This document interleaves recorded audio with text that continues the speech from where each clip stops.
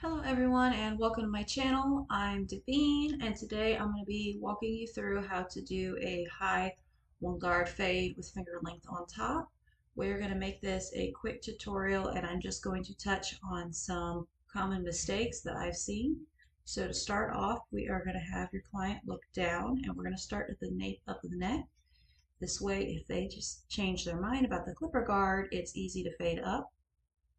And we're going to rock those clippers just a little bit with the shape of the head, and then we'll have your client look straight as we move up the head.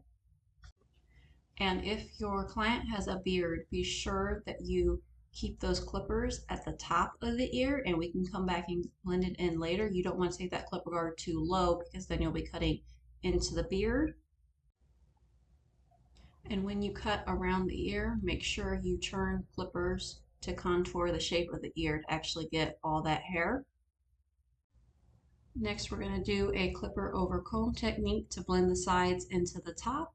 Keep in mind that this is a high fade, so I'm holding the comb a lot higher than what I typically would. Then we're going to open the blade on the clippers to blend out the line that we're still going to have even after doing clipper over comb. And since we're not taking a lot of length off the top, we're able to go ahead and blend it. Sometimes once you take that length off the top, you need to come back and blend it out again. We're going to go all the way around the head and make sure we trim that cowlick down real good right at the crown. Many clients will have to ask to look down to clean up the neckline. My volunteer today, I always have look straight because his neckline always looks so much better when I have him looking straight. Otherwise, he gets a little bit of an upside down V if I have him look down. And then we're going to come around to the sides and we're going to do a trimmer over comb technique. Make sure you're not pressing the comb all the way against the head, at least not to start with.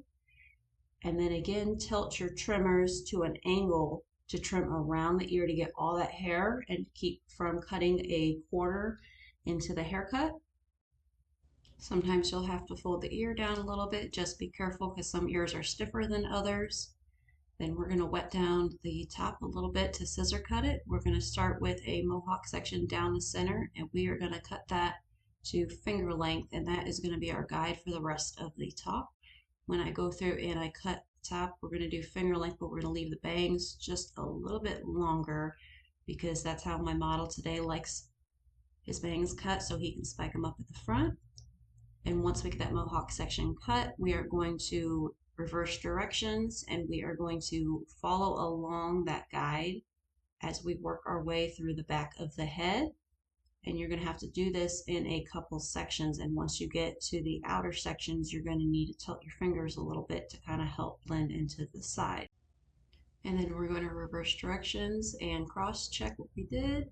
And then we will cross check the bangs. We're not going to be taking any length off. We're just going to be checking for stragglers since last I mentioned he likes to spike his bangs. And here is the finished product. Again, this is a one clipper guard on the sides and back, finger length on top, and it is a high fade, so not all your customers are going to want it blended this high. And as you can see, both my model and his puppy are both very happy with his new haircut. If you have any questions, feel free to leave it in the comments below. If you enjoyed this video, please like, subscribe, and I hope you have a fabulous day.